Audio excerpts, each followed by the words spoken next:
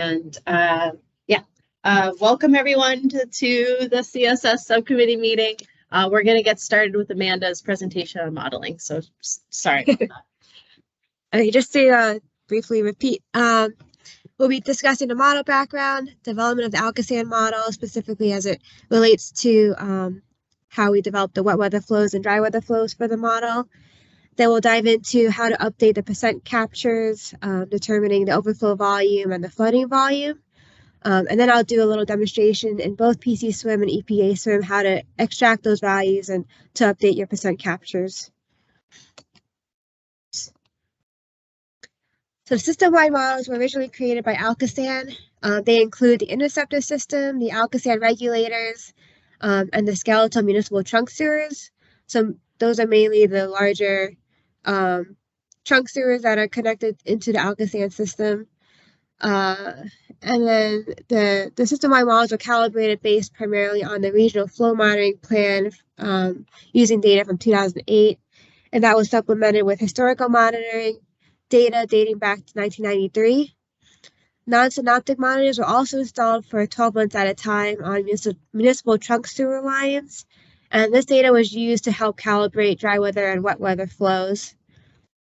The model was then updated in December 2020, but these updates primarily consisted of hydraulic changes. So no, it wasn't recalibrated. They were mainly changes due to like regulator settings that may have been adjusted, pipe sizes that had to be revised. And that's the model that we are working with. And that's the model that Three Rivers Wet Weather received from Alcosan. We received our system-wide existing conditions model, which was then cut up into smaller sub-models, which were then distributed to municipalities. This was done to minimize simulation runtime. So instead of running the entire system-wide model, which takes 2 to 3 days to run, depending on your computer performance, and now the sub-models only take at most a few minutes to run. And this allows for more efficient and cost-effective alternative valuations. The only caveat to that is it requires boundary conditions to represent system-wide model impacts. So typical year models were distributed to municipalities. That included boundary conditions for the typical year system-wide model. If you were to run a different model to say a design storm, you would need updated boundary conditions to reflect that design storm condition in the system-wide model. But for CSO communities, we expect you to mostly use a typical year rainfall. But if you do need boundary conditions for a design storm, we can definitely provide that to you. So going into the development of the Alcosan model, the dry weather flow is stored as an external inflow file. That's the .dat file that you would have received from us. It's a continuous time series developed for the typical year, and that's based on historic flow monitoring data.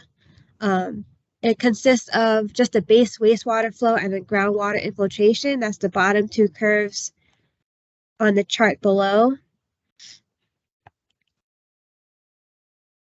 The dry weather flow, I guess I'll break it up into base wastewater flow and groundwater infiltration.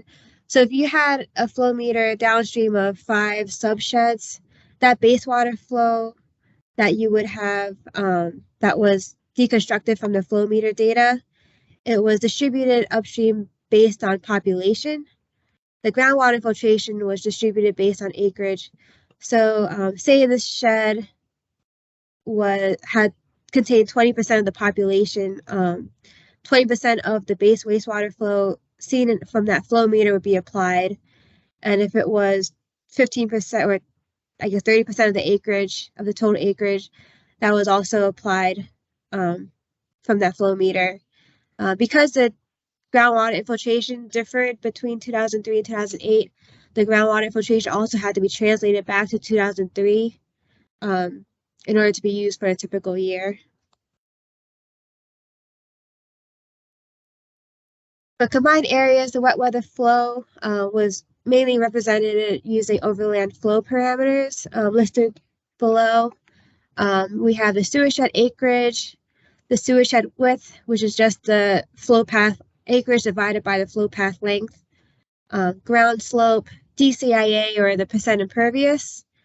There's the Manning's coefficient, which is just the runoff surface roughness, depression storage, and infiltration parameters. For Alka-Sand models, we are using the green amp parameters.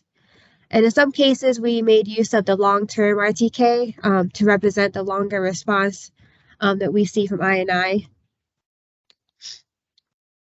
The separate sanitary areas, where the flow is primarily driven by RDII.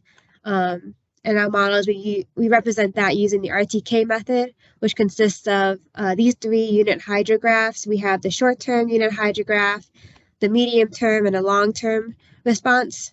When you add all those hydrographs up, you get one response curve to represent the RDII. The R represents the fraction of runoff. So if you add up all the R1s, R2s, R3s, you get the total R that could be applied to the shed.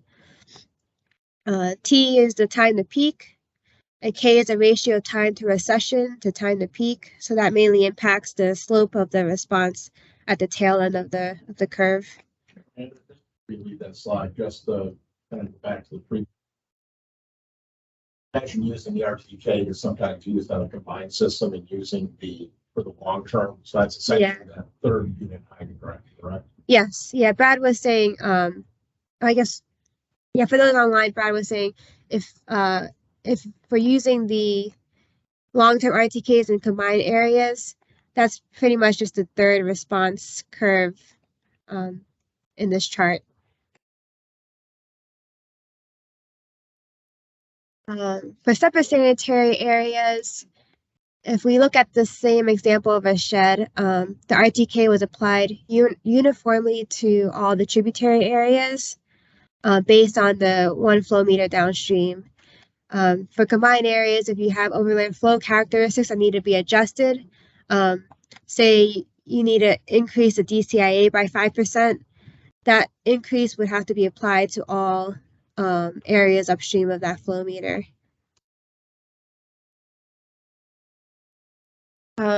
Depending on if you receive the SWIM 5 EPA SWIM or PC SWIM package, I guess regardless, you would have received the top 4 files, which are SWIM 5 files. There's the .inp or the SWIM 5 input file, the .ini SWIM 5 initialization file, that just contains the settings. And then you have the output file, which contains the results, and the .rpt file, which is just a report or summary of the results. Yeah.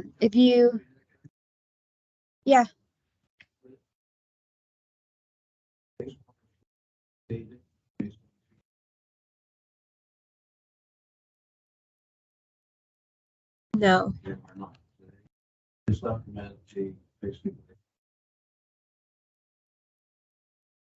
Yeah, the question was the base wastewater flow updated for the 2020 model? So that it was not updated for 2020 model. It was mainly hydraulic regulator settings, pipe sizes, slopes that were updated in that 2020 model. Just getting back to your question, Glenn, when the 2013 feasibility studies were done, 2020 model came out of that effort. So even though the base wastewater flow wasn't updated in 2020, the municipal input into the 2013 feasibility studies that were ultimately incorporated in the interim wet weather plan and that model, that would have already had those revisions in there. So those would have been baked in to the 2020 model that was updated for the hydraulic changes that Amanda mentioned. Getting back to your other question, should they be updated to current status? I think that's part of the process of getting the municipalities the models such that they can make updates based on, current conditions and update that baseline. Were they really adjusted in 2013? That data we put in the feasibility studies, it gave to all the basin you were in planning. the basin planning tank. Or- So maybe let me take a step back and make sure I understand your question. So Okay. like you said, back during the basin planning days when Alexan was developing their models. Yeah. That is really the formation of current models that we have. Now with that, obviously these numbers were all based on flow monitoring data. So if there was flow monitoring data that were provided back during the basin planning days that supported those base wastewater flows, groundwater infiltration, those type of things, I would have anticipated that would be reflective in these models. Yeah, but we adjusted those wastewater flows after all that monitoring data was done. Each municipality adjusted, gave their basin planners with the new adjustment, population increases or developments or whatever, the basin planners. Now, was that for the future conditions that was reflecting? I know there was a process that went through and Yeah, it was future. there was actions that were done. Yeah. For future growth. Those are not, this is the existing conditions model that we're dealing with here. Right. So that would not include those population adjustments for future conditions. Those were used in the Alcoasand planning for the development of their interim wet weather plan and their clean water plan and selected plan models. Those population projections that did go through a process of review by the municipalities. Yeah. That was those, whatever that settled in at after that conversation is what would be used for their future condition models, not for the existing conditions. So that, I mean, that's an important part though, if you're looking back at your own models now, some of that future growth, has that occurred now? Has it not? Has there been major changes in your watershed? Most of the time, I would say base wastewater flow is not going to be a big driver for your areas, but if you've had a significant change or redevelopment or things along those lines, it may be important to look at that and adjust those. So that's the component that I would look at, unless there was a major change to your watershed or redirected in areas from one area to another. That could be another driver that could change, this component. And sometimes that might already be reflected in the hydraulic changes. So if it was being loaded into a pipe, a sewer line, and that sewer line got redirected somewhere, that dry weather flow is automatically being repositioned to where it's, the correct location. So those type of things are in there, and I think are probably already accounted for. Thanks, Brad. No, that's okay. Oh, good question. And we got a message that they could hear that interaction pretty well online. Oh, So good. you don't Okay. need to repeat that. That's good. So if you received a PC Swim package, you would have received these 2 additional files as well. They're just additional settings. They do not impact the results at all. So if you have an EPA Swim file, you don't need to worry about those. The last 5 files are external files required to run the Alcoasand models. The first one is the climate file. This contains temperature data, and that tells the model whether to treat the precipitation as rainfall or snow. It also impacts how evaporation is handled. Then you have the rainfall file for combined sewer communities. I think you'll mostly be using the typical year rainfall file that was already provided. And then there's an inflow file that we've already discussed that contains the base wastewater flow and the groundwater filtration. And then you have the boundary conditions files. This includes the river boundary conditions, which is the river levels during a typical year, and the time series from the system-wide Alcoasand model. So if you had most, if not all, the submodels will have a downstream boundary condition, which is just representing the levels in the interceptor. And some models will have an upstream boundary condition files, which would be a flow time series representing flows coming in not represented in your submodel. And you also have the hot start file. We provided you the hot start file needed to run the existing conditions model. If you had made changes to your model for alternatives, you would have to create a new hot start file for each of those alternatives. Usually it'll put out an error message saying that an element couldn't be found or something like that, indicating you have to rerun or use a new hot start file. And I think we have documentation on how to produce that.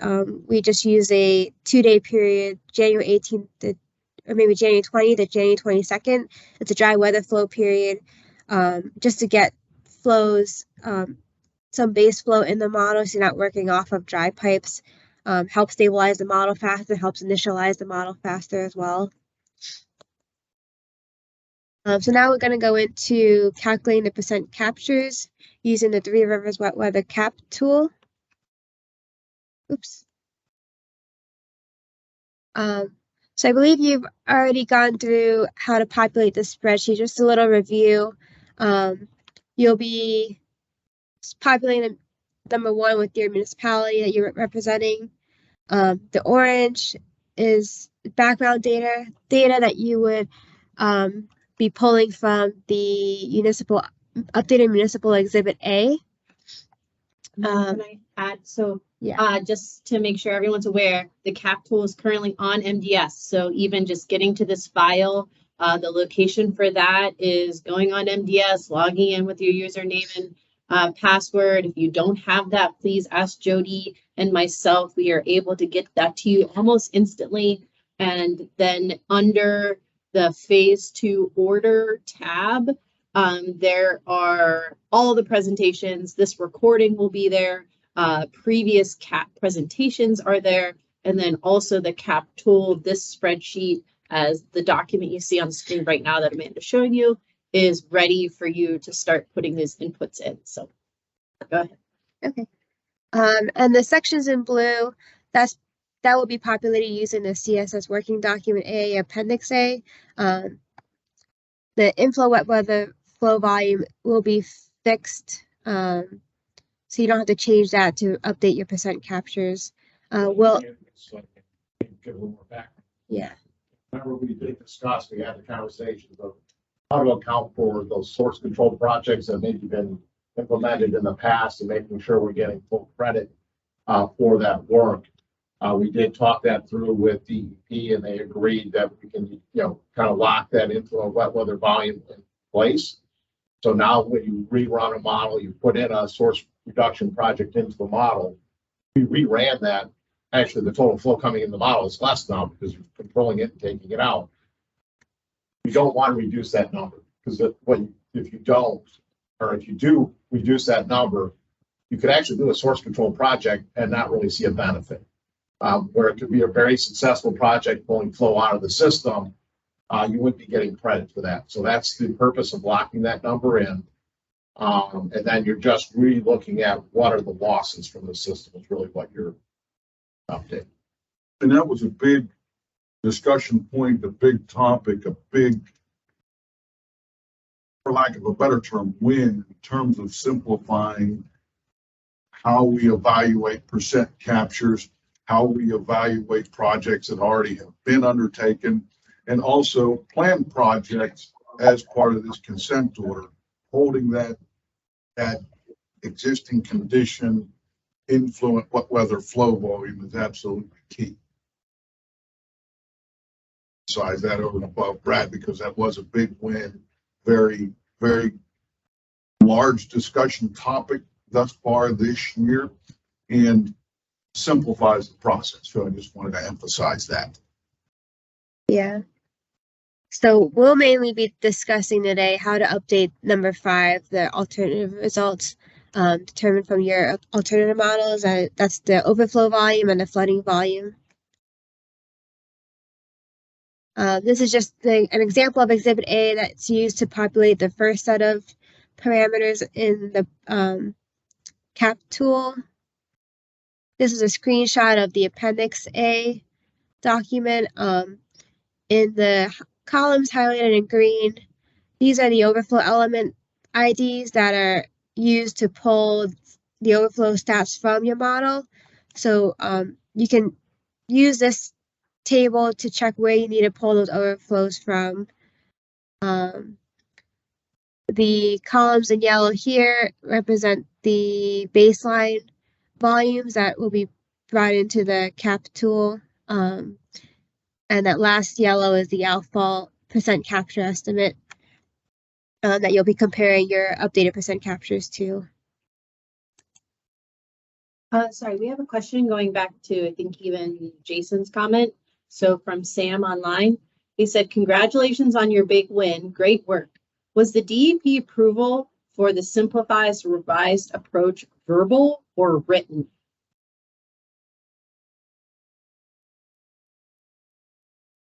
Believe, but certainly verbal.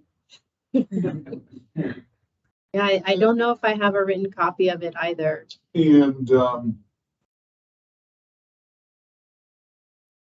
I think that was part and parcel to the tech memo Yeah, I was gonna say, that went out. I think the answer to that might be, Sam, that we submitted the tech memo to them for approval of concept. They reviewed the tech memo and then approved the tech memo as the methodology. So my guess is that Spot on. I think that's the written chronology of the regulatory buy-in, the release of that tech memo with the concept of locking that in, and the acceptance of that is the written acknowledgement. But that's a very good question, and that's the chronology of it. So yes, it is written. Sam would like us to consider getting a document that shows that approval. Just we could consider it.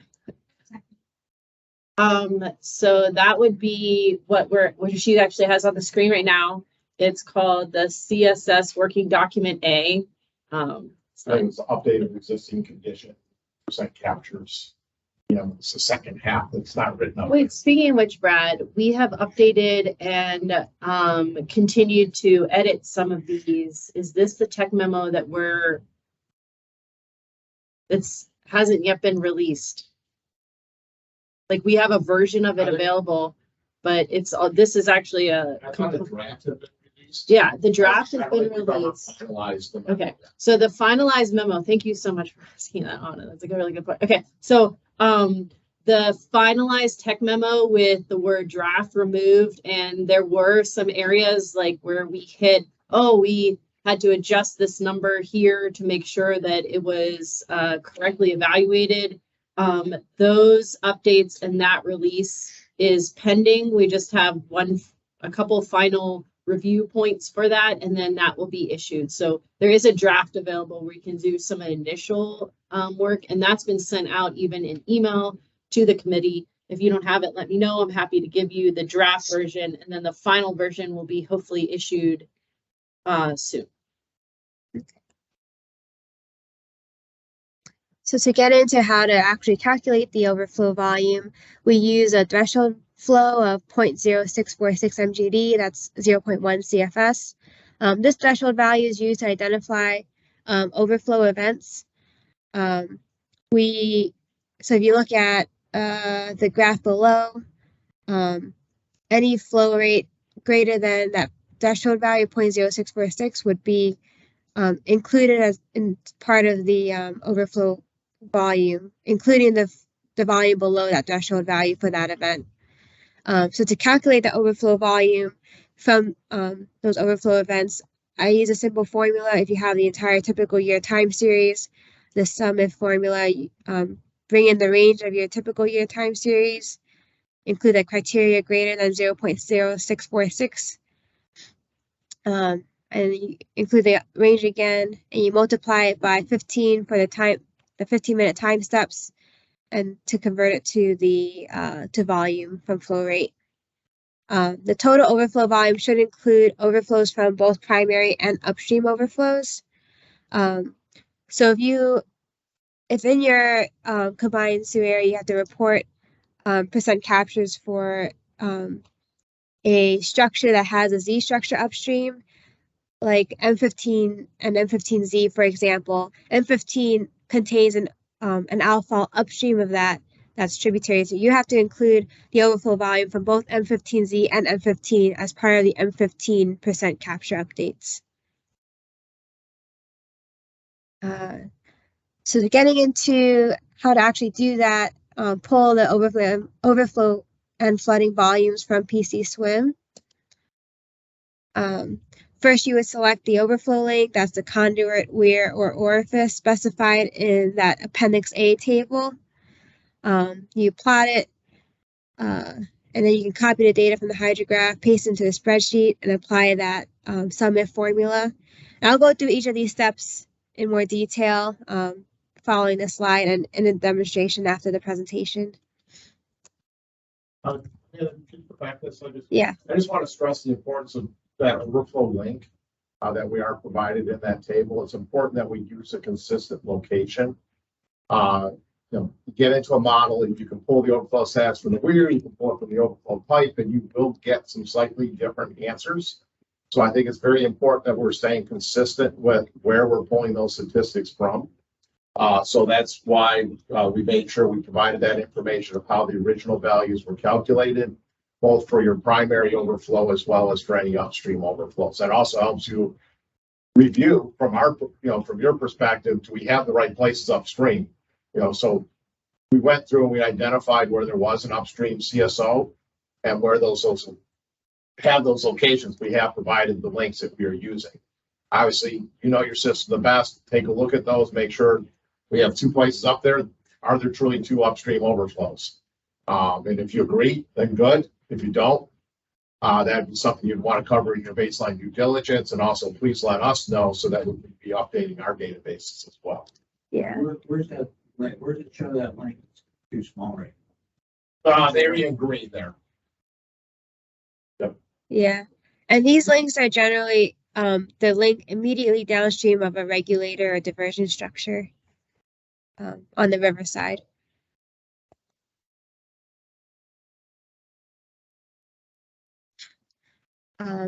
So in exploring the flow time series, just selecting the overflow element. This is the regulator before regulating flow into the interceptor and to the river. We select the link immediately downstream of that. So not that link downstream right before the outflow, not the outflow element itself, but just the link downstream of the regulator. We graph that. And then from here, you can export out the data as a tab delimited file into your clipboard and paste it into your spreadsheet. And you would select, or you in another cell, any cell, you can bring in this formula to reference the time series range, the criteria, and convert it to the volume. So for this T01 outfall, the total overflow volume would be 43.09 million gallons. And that volume is populated in this column in the cap tool.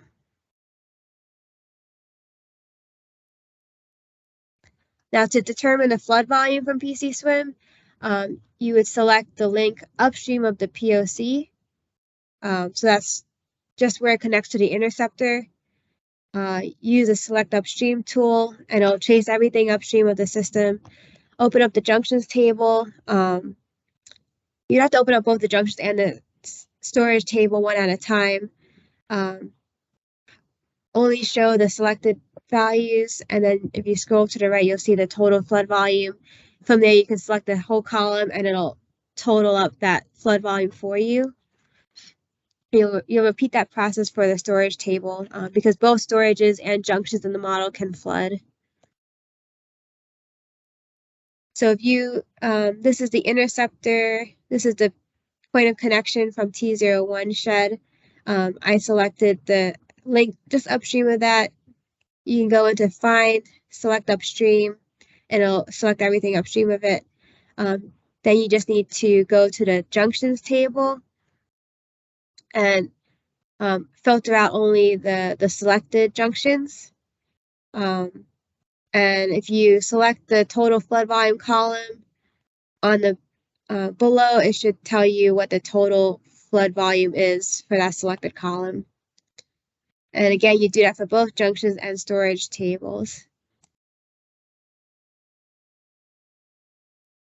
Unfortunately, no. I'll get to the EPA swim and show you how to calculate that from there. So when you get the total flood volume, you'll populate that in this column here. So now getting to EPA swim, you'll select the overflow link specified in Appendix A. There's a button called the time series table to get you the table of the hydrograph time series. There is a way to select multiple links. So if you have all your links, your IDs selected, you can plot all the table for all of it have it in one table. You can copy it then into a spreadsheet, and then you have to do that same process of converting that flow time series into the volume. Can you go back to the discussion about floods? Yeah. So a question is there a minimum flood volume to be considered when calculating the total flood volume like there was for overflow volume? There is not. So any volume greater than 0 will have to be reported.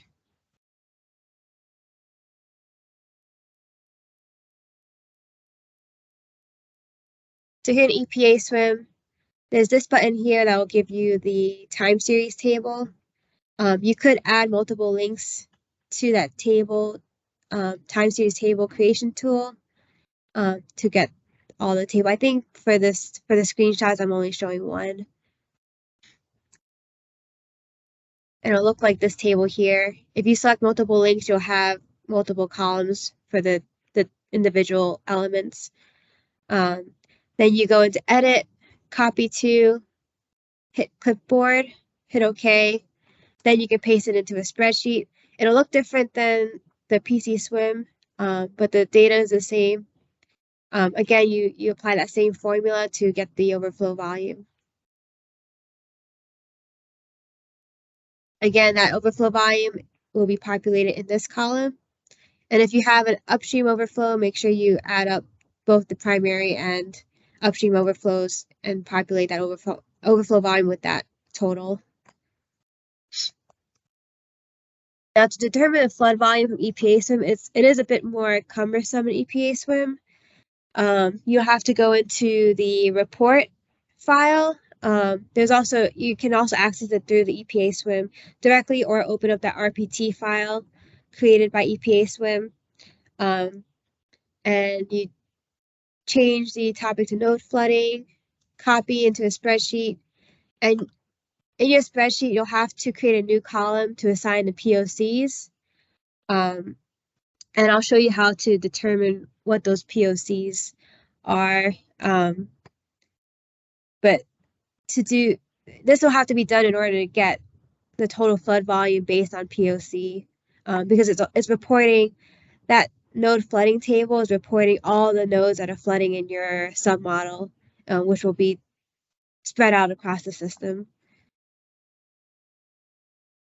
So here, Yes, on those, you're identifying those up, that POC, realize it could be multiple POCs. So it may need to be attributed. Let's say I have a chain of CSOs that are in series. And it's upstream, flooding is upstream of the top CSO. Well, that's going to be tributary to all 3 of those CSOs. So it'd be important to include that overflow volume whenever you're reporting your overflow statistics for all 3 of those CSOs. a screenshot showing how to get to that summary results table. You go into the report menu, hit summary, change the drop down to node flooding, and it'll report all the nodes that are flooding in your model. And then from here, you can't highlight the table. I think if you just hit edit, go to copy to clipboard, it'll copy out the table, and then you can paste it into a spreadsheet. When you paste into a spreadsheet, the formatting does get a little funky. The headings get all messed up. I wouldn't worry about that too much. Just know that 10 to the 6 gallon represents a total flood volume. And here's the new column that you would create to assign those POCs. In EPA swim, you can go into the summary results. If you click on the node name, and then if you're able to view the map at the same time, it'll actually flash where that is, you may have to, if you've changed, if you zoomed into the map to a certain area where this flood node, where the flooded node is not visible, you may have to zoom back out to the full model to see where that node is flashing. And I'll show that in the demonstration. Just a note online that it's what Amanda just said about making sure you repopulate the POC is incredibly important because some submodels have multiple POCs within them. So just a note from Sam online that that's critical. Yeah, so once you see where that node is in the model, because it's flashing, you'll then be able to see where that node is tributary to, what outfall it's going to, what POC is going to, connected to the Alcosan system.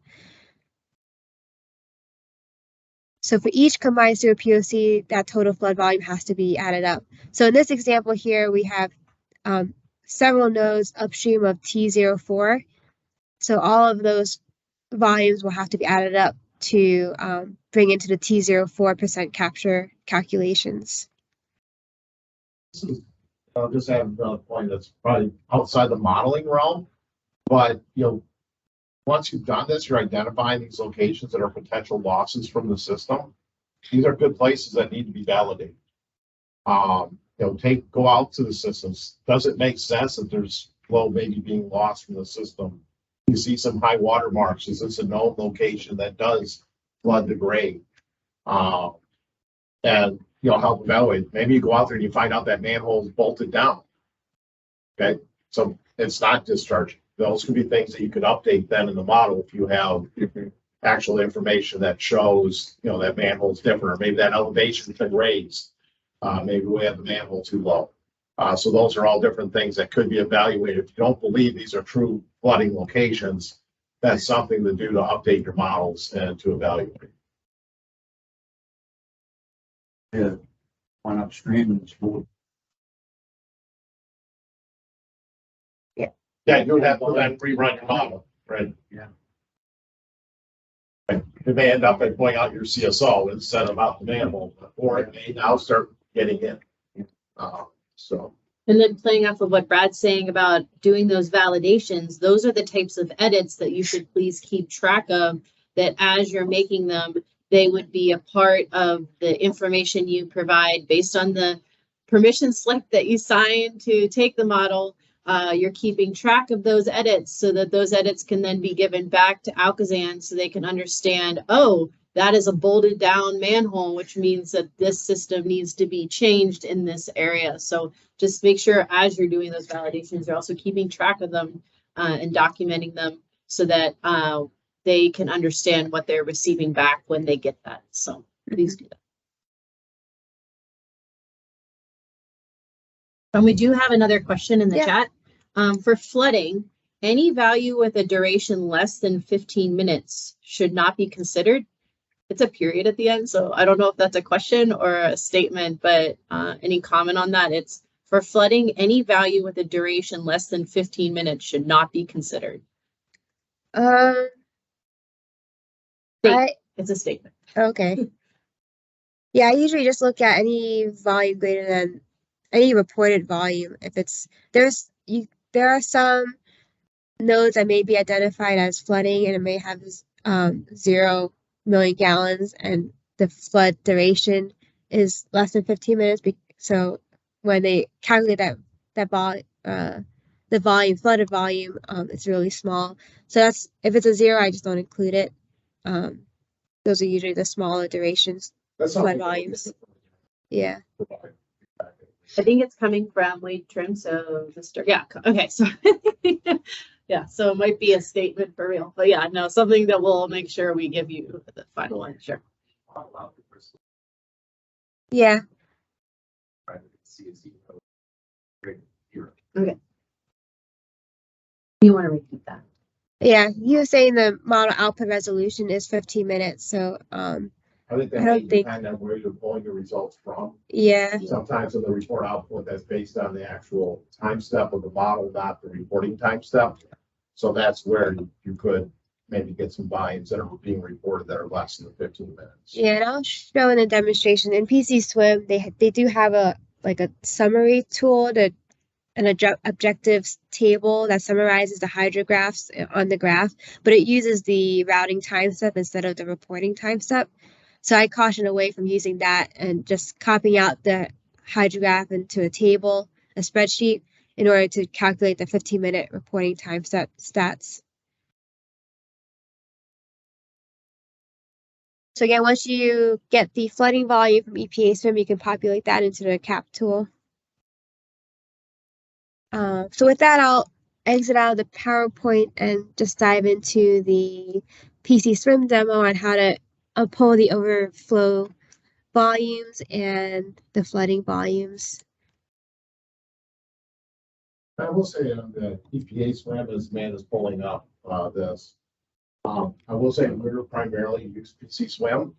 So there may be some other tools that are out there that we weren't able to find as we were going through EPA Swim. I think I did a pretty good search looking for that and reached out to some other folks that we do know that use EPA Swim on a more regular basis.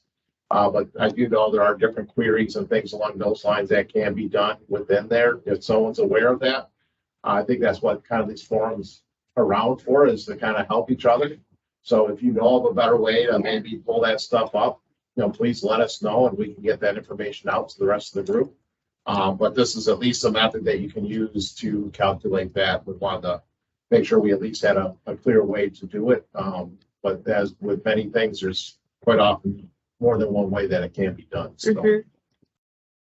Hey, Brad, I'll just add to that conversation and say that once you are able to identify your flooding nodes, whether they are storage or junction nodes from your RPT file, the suggestion should be that you go back into your tables here in EPA Swim and extract the numbers or extract the 15-minute time series for those nodes and do the summation in Excel instead of relying on the report file summary, because it is considering routing time steps, not reporting time steps. Yeah.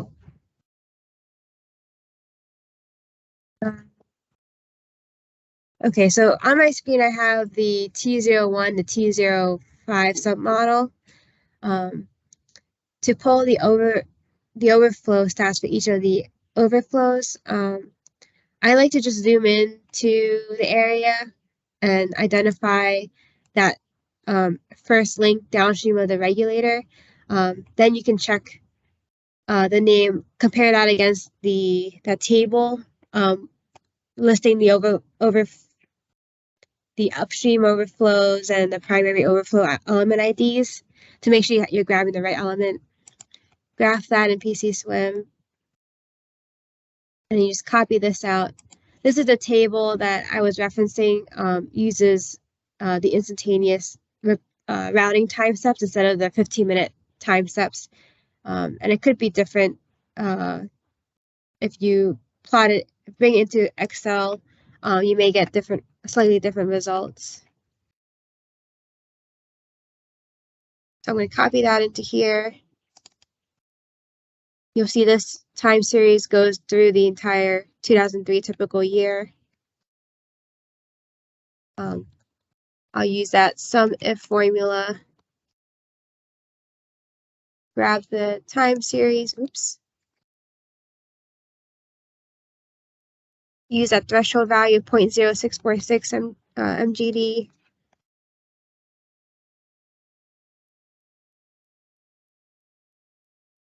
I always do this. This has to be then converted to volume. So you multiply by the time step divided by 24 divided by 60.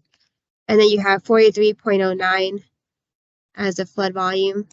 And this value will get populated into, I should have had all this open beforehand. That value will get populated into here. So 43.09. And I'll quickly grab the T0. Yeah. Just like in this case, Oh. we didn't really make any changes to the model. Yeah. But you can see this changed a little bit from the baseline conditions. That's because of the difference between a system-wide model and a submodel. You're always going to have some slight differences. So, I think if you see a major difference there, let us know. If it's something we're talking, the second decimal place, that's probably just chalked up to a difference between a system-wide model and a submodel. Yeah, I forgot to mention it. I had already pre-populated the background data and the baseline flow data from the different documents that we referenced earlier in the presentation. So I'm going to go in and identify the overflow volume for T02 through T04. I'm just going to select all of them at once to make it go a little faster.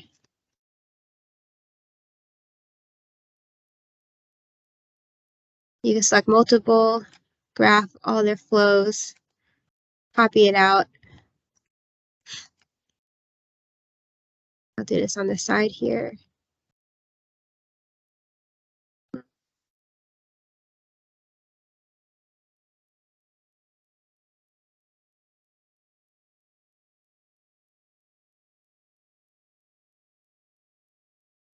Use that threshold value. Oops.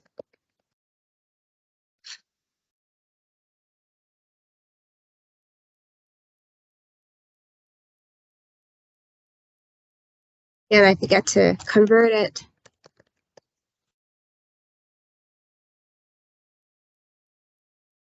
So we have 16.8 for the that's T04.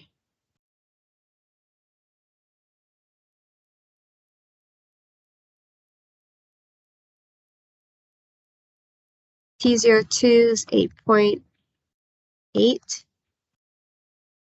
03 is 0.65. And again, I selected the multiple of elements. Definitely go back to the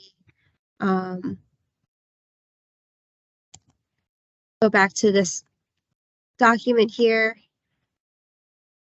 to confirm which elements you're supposed to be pulling from. Keep in mind that there's one table for your municipal overflows and there's a separate table for the Alcosan. Yeah. So I'm checking against these elements here. In this submodel, we don't have any upstream overflows to worry about.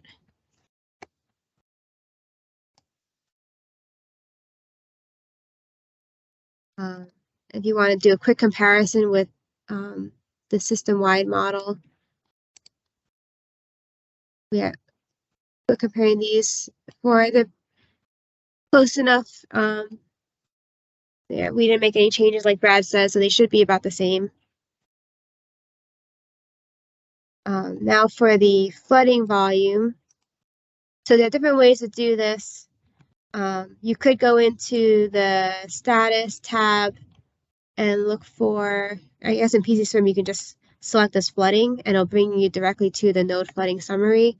But Colin had mentioned he cautioned against using this table because it's looking at the routing time step. So instead, you'll have to identify all those flooding. I guess we may have to discuss. I've always used the reported flooding volume, but to identify the flooded nodes, I use a query in PC Swim in the render tab. You'll have to do this for both junctions and storages. In this case, I don't have any storages in this model, so I just have the query set for flooding for the junctions. So I have a query to change the symbology for any nodes that have a flood volume greater than 0. I guess depending on how you may want to change this to using the hours flooding to just show the nodes that flooded for more than 15 minutes. Right now, I just have anything greater than 0 is going to be shown. So all the nodes in red, I have showing our flooding nodes. And I'm just going to select all of them, holding Control Shift. You can select multiple elements. I'm only going to select the nodes. I guess, no, let's do it by POC. So upstream with TO1, we have one flooding node. You can graph the flooding similarly to the overflow volume. We'll export that data out. And we can add total the volume in this time series.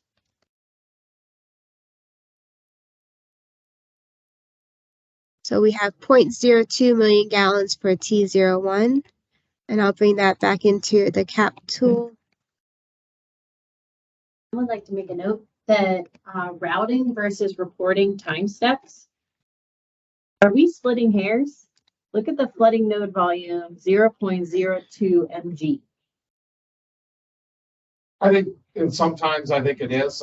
We'll take a closer look at that to kind of do a sensitivity analysis. So that, why I agree with what Colin's saying from an accuracy perspective, there may not be much of a difference between the two. And I think that's what Sam's kind of calling out. So we'll take a closer look at that and we'll let people know. Yeah. Do you want all the flood volumes, or only the ones that are line 15 minutes? Well, I think that's kind of what, if you go to the plotting the way she just did, that one's based on the reporting time step. Right? Yeah. So that would be based on the 15-minute time step is what she just put into the spreadsheet. Yeah, we can compare it. This had it as 0.02 million gallons, just summing up the 15-minute time steps. If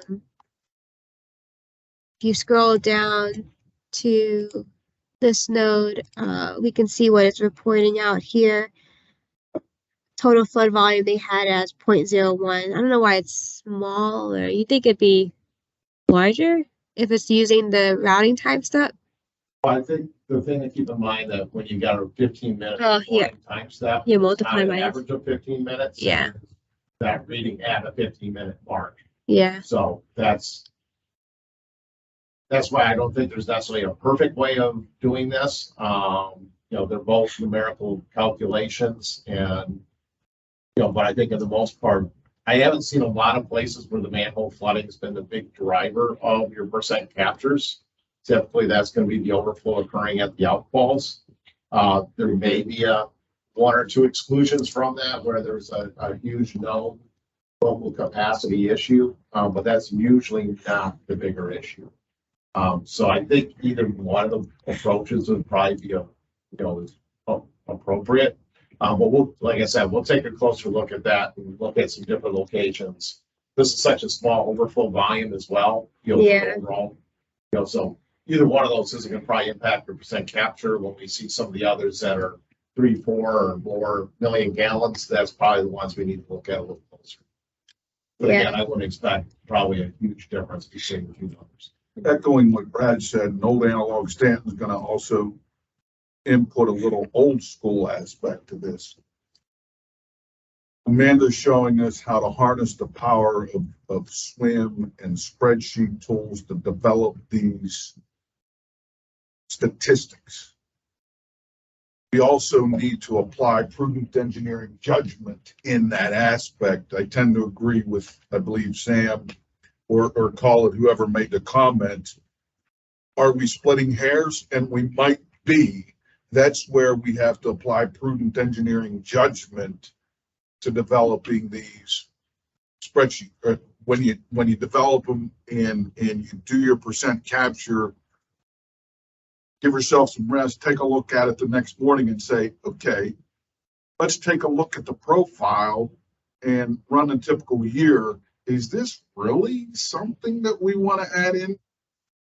Just modeling minutia. And so I don't think we can supplant that prudent engineering judgment. And I echo what Brad's saying in terms of volume overflows.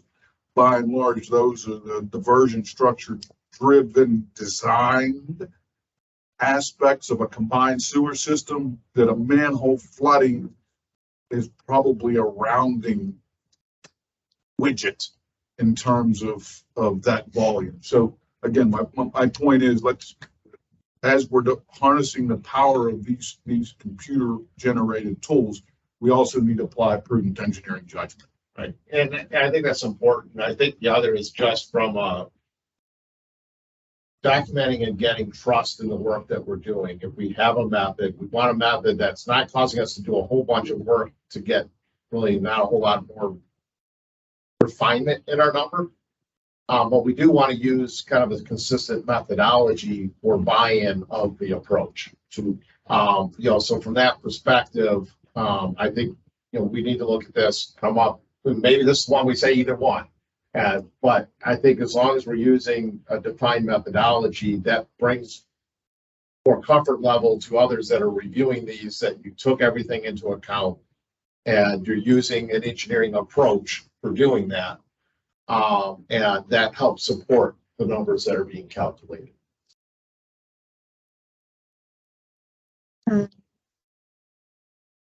So I'm going to go through each of these one by one just to keep track of which POC it's coming from. This is the flood volume, the flooding node upstream of T02. I'll graph that real quick. I'll just replace the other one here. 0.4 gets applied to T02.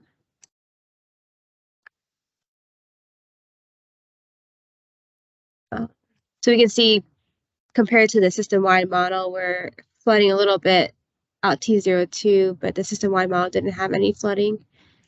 T03.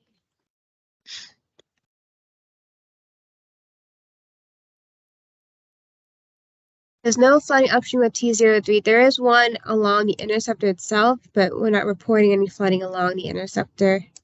So we can skip that one. T04 has they have a few. I think there's 3 of them.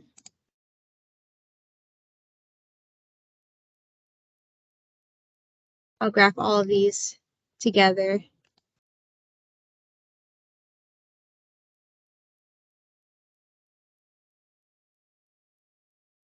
And I'll add it up.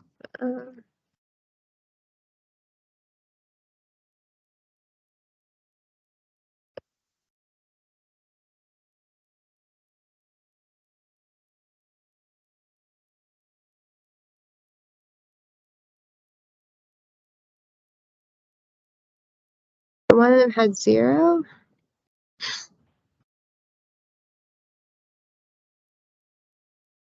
It could be because of the reporting versus routing time step. Yeah. Yeah, the one, if you look at the routing time step, is 0.01 million gallons. But look at the 15-minute time step, it reports 0. So I'll just report the 5.08 million gallons in the cap tool. No, T03 is 0. T04 is 5.08.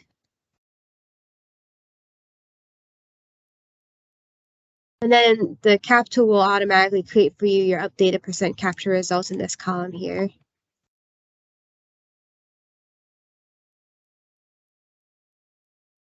So, Amanda, how do those compare with, and again, acknowledging that we didn't make any physical changes to the model, how do those compare with the existing conditions? So T01, I guess we're comparing these 2 columns. T01 went up a little bit. T02 went down a little bit. T03 might be a rounding. I think all of those were Yeah. decimal places. Yeah. Yeah, I and guess they should be the same. the point is, creating the sub-models, there's a little bit of difference, but the methodology walking us through creates a consistent result. Now, if you go back and make system modifications associated with prior source reduction projects or planned source reduction projects, this tool would be invaluable to help you see where your incremental improvements are and things like that. Yeah, the main intent of this tool was really more for evaluating the performance of projects. So now that I've actually put something into the model to reflect the project, run that, then recalculate your overflow statistics, just like Amanda just said, that would then be able to update your percent capture. That was really the intent of this, and then it also had that tool built into it that you could use to estimate how many acreage of impervious area do I need to control to meet my percent capture, improvement that I'm trying to get, whether that's 10%, 5%, 8%, put that in. Estimate how many, acres that you need to control to help you identify. Then I know I need to control 3 acres. I can go now into my system to try to find 3 acres that I want to try to control. So that was the other portion of that tool that we're not touching on today, but that would be useful for you to take a look at. Yeah. I'm opening up EPA Swim 5.1 now, and we'll go over this demonstration in that program. I clicked it.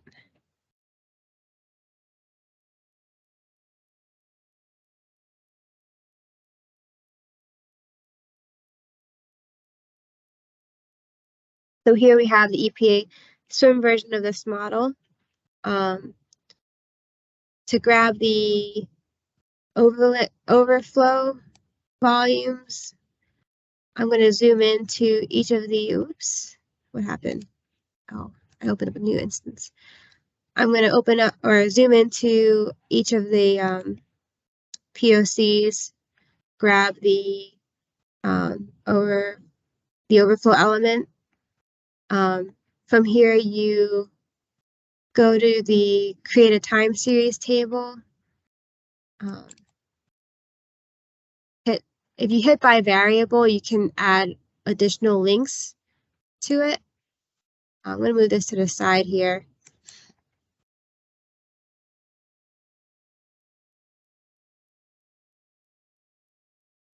And you're gonna have to excuse me. I'm not as used to working in this program. So again, if you know of shortcuts on how to produce these results, by all means, let us know. We'll communicate that to the rest of the group. This is the fastest way I've found to pull results for each of these flow elements. So T02 just has a 1 overflow link. We're going to add that to the list. Zoom into T03. And I think there's a way to add labels so you know where you are clicking in the model. With this small model, it's easy to remember where things are.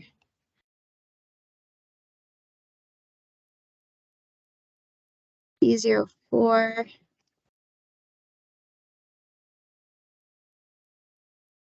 Again, we can compare this list of elements to that table to make sure you're grabbing the right elements to get flows from.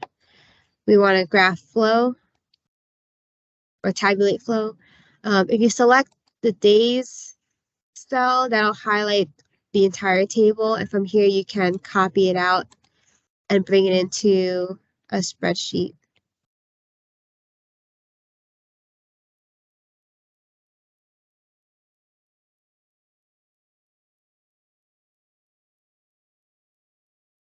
So I'm just going to add up the flows and convert it to volumes.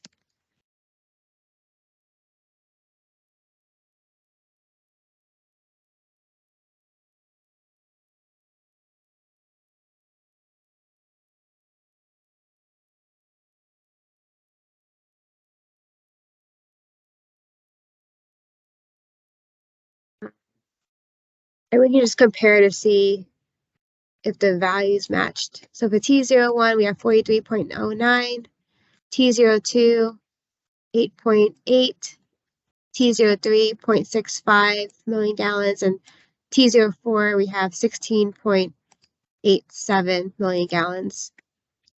That just shows you that the EPA swim model and the EPC swim model should produce the same results. Then we go into flooding, which is a lot more tedious to do because you have to trace where the POCs are. So even though I guess we're still debating if we should be looking at using this report summary. It'll still give you the node flooding, all the nodes that flooded. If you're looking at the 15-minute interval, maybe it's some of these may not show up in that. I think this one showed up as 0 in PC Swim when we took the 15-minute time series out. But from here, you can select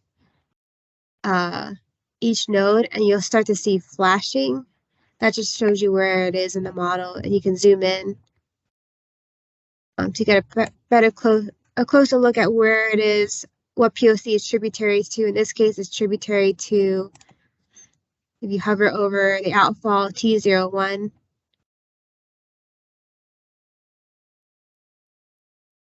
So we can, I guess first let's copy this out into a spreadsheet to track the POCs.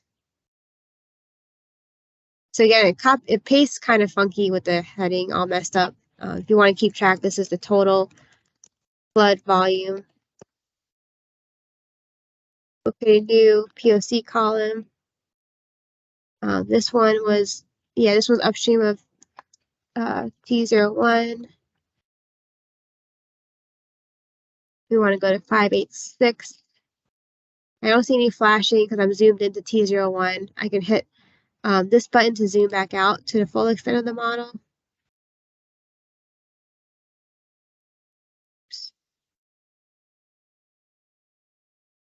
And we'll zoom in here. If you trace this downstream, you'll see it's connected to T04.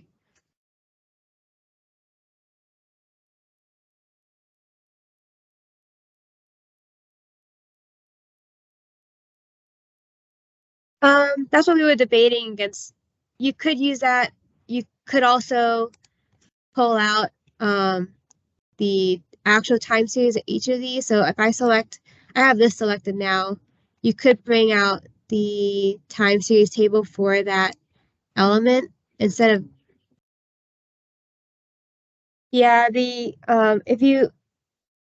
this summary results, it's reporting that the routing time step results. So it's looking at finer time steps to calculate the total volume. So we saw in this node, we were reporting 0.01 million gallons. If I were to pull this out and just look at the 15-minute time series, let's do that now. So that's this node here. This was the discussion we were saying, are we splitting hairs between the two different methodologies? And that's what we're going to take a little closer look at to kind of see if there is some major difference in different locations. But I think also once we do this, we'll compare that 0.01 to what the overflow volume was at T04. And I think that'll help put it in the perspective as well. Okay. Yeah. So I'm going to plot the flooding at this node that had a 0.01 million gallons reported. I'll copy this out.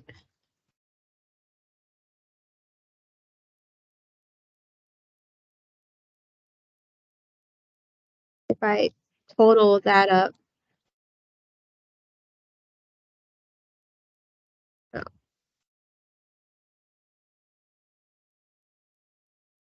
we're not using a threshold for flooding.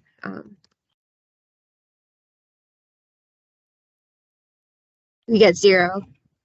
There's no flooding was reported for the 15-minute time steps, but the summary results said it was showing 0.01. Again, 0.01. Do you want to split hairs over reporting? Up the capsule now? Yeah. So for T04, what was our overflow volume? The overflow volume for T04 is 16 million gallons. So we had 16 million gallons occurring at the overflow at either 0.01 or 0 at the main. So again, you can kind of see in this example, it is splitting hairs between the two. It's not going to really change your percent capture value. Yeah. But again, I think we need to look at it from a texture perspective, make sure we're comfortable with one approach or the other, or either or. And we will take a look at that and let you know, find out. Yeah. This is a very small volume. There may be others that have a much larger or, manhole flooding volume that make you do a different answer. So. Yeah. We can, through some of our statistics, we can go through and look at what we've historically calculated for overflow volume and the manhole volume to kind of get a sense of sensitivity to the percent captured to that manhole flooding.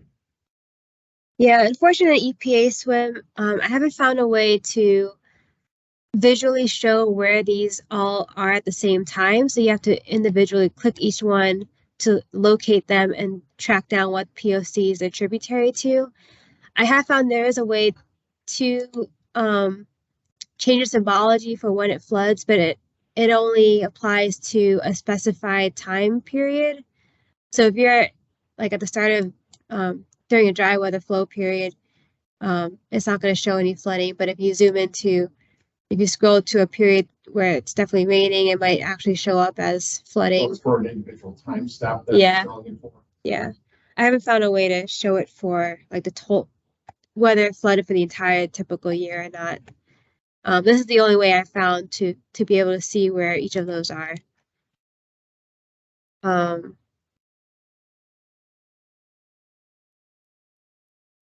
Yeah, I can go through each of these, but they'll be the same as what we have here.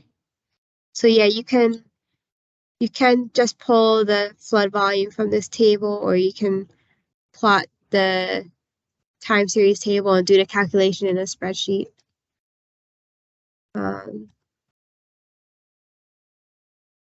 That's all I have for the demonstration. Are there any other questions? Either from the room or from the teams? No questions in the chat.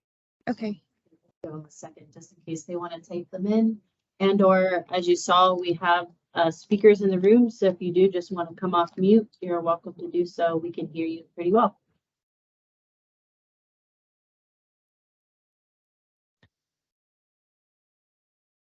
Yeah, I think kind of what we were hoping to get across today. I know we've gotten a number of questions from various modelers. One, just trying to get a little bit better understanding of kind of the configuration of these models and how they were developed in the past. So that was one of the drivers for this presentation, to give you a little bit better feel for how was it calibrated, how were some parameters distributed at 1 meter, but 6 or 7 subcatchments coming to it. How was that distributed? Really to get just a better understanding of the models that we're all planning on using moving forward. So obviously getting a good understanding of that is critical. And so if you do have questions on kind of the model framework or things along those lines, feel free to pass those on to Annie. She'll get them to us and we can help answer those as you start diving into this, or as you start going through these calculations. Let us know. The other would be is, do you have other questions of how do I do this in here? Feel free to bring that up to us as well. That could be a future presentation. One of the things that came up last week at the separate sanitary where we had a very similar presentation, the difference was we also talked through how do you run a design storm. Okay, and actually one of the comments we got last week was, hey, I'm a combined system. I may want to run a design storm too. So if you are one of those, take a look at the presentation from last week. We did have some recording issues last week. So we're going to be re-recording the live portion of it, the demo process. But one of the differences is, as we mentioned, got to give a boundary condition for these submodels. Well, the boundary condition that was originally distributed was for the typical year. We've rerun those boundary conditions for a 2-year design storm. And we're going to make those available to anyone that we'll send those out to everyone that requested a model in the past. And walk through how do you go into your model and grab the right file so that you're running it correctly, running it at the right time frame within the typical. But some of the ways people wanted to use that for was just stressing the system. So maybe they're not using it from a compliance perspective, but maybe on a CSL system, you want to see how does my system perform under a 2-year design storm. For the separate sanitary, they might be looking at, I don't have a bypass for a 2-year storm. Do I close it? Well, if I close it, what happens under the 5-year storm or the 10-year storm? So we are also looking at developing boundary conditions for those larger design storms as well, and providing those to everyone so that that tool will at least be available for you to help better evaluate your system. So that is some stuff that's coming up. One of the other questions that came up was on going back to dry weather flow. Obviously, some of the projects people might be implementing are, let's say I do a lighting project. I think I'm getting rid of a lot of groundwater infiltration. I don't want to make that change in the model.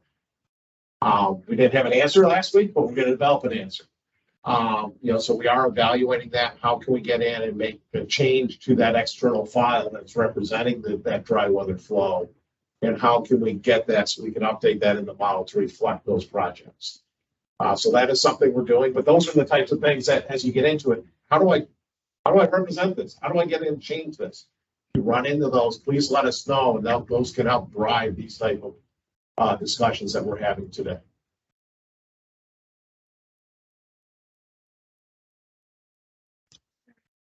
I guess if there are any questions, I'll hand it back over to Annie if she has any other announcements or anything.